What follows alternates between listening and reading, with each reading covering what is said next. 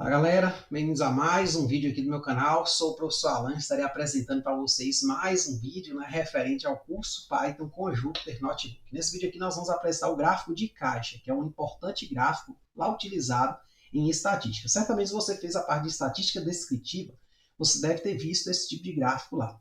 Ele é muito útil quando você tem o que a gente chama de distribuição normal, né, que é uma distribuição que está numa forma sinuosa, né, onde a maior parte dos elementos ficam em torno da média, e à medida que eu vou me afastando dessa média, eu vou tendo uma frequência menor de elementos. Então, a gente chama isso de distribuição normal.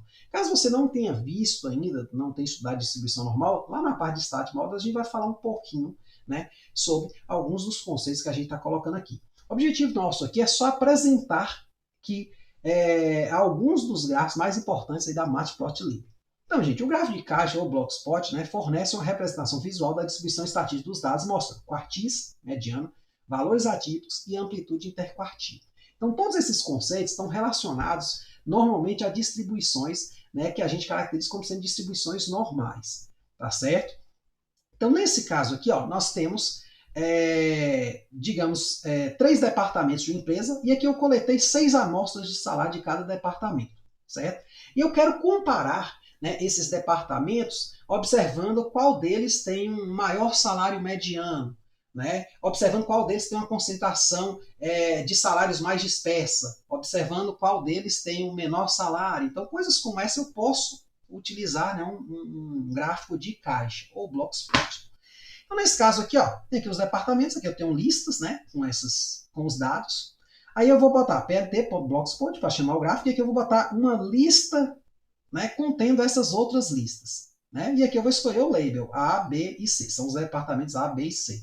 Sei lá, financeiro, contábil e vendas. Né? Então são esses 3 setores da minha empresa. Aí eu fui lá e busquei salários, né? Fiz lá uma coleta lá de amostras de salários. Podem ser todos, né? Fiz lá um censo, ou peguei alguns. Né? Uma empresa muito grande, peguei lá uma certa quantidade de salários. Aqui está o título, né? O rótulo do X, rótulo do eixo Y. Né? Então quando eu compilar aqui, ó, gente, nós vamos ter esse tipo de gráfico. Então você começa a perceber uma coisa interessante. Ó. Quanto mais larga essa caixinha aqui, mais os salários estão dispersos. Então perceba que no setor C, que tem os menores salários, fica fácil ver aqui pelo eixo Y, né? O departamento C, melhor dizendo, ele também tem a menor dispersão, ou seja, o povo ganha pouco e a diferença entre eles não é tão grande assim. Lembrando que os quartis são o quê? O primeiro quartil deixa 25% dos elementos abaixo, outros 75% acima. A mediana, que é o segundo quartil, deixa 50% abaixo, 50% acima. E o terceiro quartil, né, ele deixa 75% abaixo, né, 25% acima. Então, pensando que aqui tem uma dispersão menor, ou seja, o gráfico está mais achatado. Já aqui tem uma dispersão maior, assim como os salários também são maiores também. Por quê? Porque está mais elevado essa caixa aqui. Tá certo? E aqui o setor B ele fica aí tanto na questão da dispersão como na questão dos salários ali mais ou menos ali pelo meio, tá certo? Então você consegue o quê? Fazer uma boa comparação, né, entre os departamentos, né, A, B e C, tá certo? Então é um gráfico bastante útil. Se você fizer estatística, certamente você vai ver esse tipo de gráfico lá. A gente pode dar algumas incrementadas, eu até coloquei aqui o código, esse código não foi eu que fiz, tá certo? Aqui realmente eu pedi ao GPT para dar uma melhorada aqui. Como assim? Mudando algumas cores, né? Porque eu estou comparando aqui, fica um gráfico meio assim, meio insosso, né? Então eu posso colocar alguma coloração nele. Aqui eu escolhi algumas cores, certo? Se eu não me engano, as cores foi eu que escolhi mesmo. Então vou compilar aqui, ó. Pronto. Então já saiu um gráfico mais colorido. Você poderia botar aqui, ó, um blue, né? Se você não gostou desse aquamarino, você bota aqui, ó, blue, azul. Então, seu gráfico azul, você tem aqui a listrinha vermelha representando exatamente o segundo quartil, a mediana, né? Aqui o primeiro quartil está aqui embaixo, o segundo quartil está aqui na parte superior, né? Então, em cada um deles. Aí você pode até estimar visualmente aqui, olha, deve ser mais ou menos uns 6,4, 6 esse quartil. Tem formas para calcular ele, mas a princípio a ideia aqui do gráfico é que dá um resumo rápido, né? Não é ter nenhuma visualização perfeita da situação, mas você tem uma visualização rápida. Rapidamente você me diz, ó, a galera do departamento A ganha mais do que a dos outros departamentos. A galera do departamento C tem salários mais igualitários. Pô, por quê? Porque está mais achatado, ou seja, os elementos se encontram, né, na sua maior parte perto um do outro. Tá certo? Então você tem informações rápidas. Esse é o objetivo. Claro que aqui você tem o alfa, né? Você pode controlar, por exemplo, aqui, botar aqui, ó, botar 1, que é o máximo, ó. Então ele muda a coloração desses tracinhos aqui, ó. Eu posso botar aqui, por exemplo, só um tracinho, ó, aí ficou linhas retas, né? Eu posso botar um pontinho, ó, vai ficar linhas pontilhadas aqui, ó, atrás do gráfico, ó. Opa. Ah, não, deu erro, ele não entendeu, ele só aceita, pronto. Então é isso, né? Você vai testando. Ah, peraí, acho que eu... Ah, tá, eu apaguei ali, eu sei por que deu erro, vamos lá.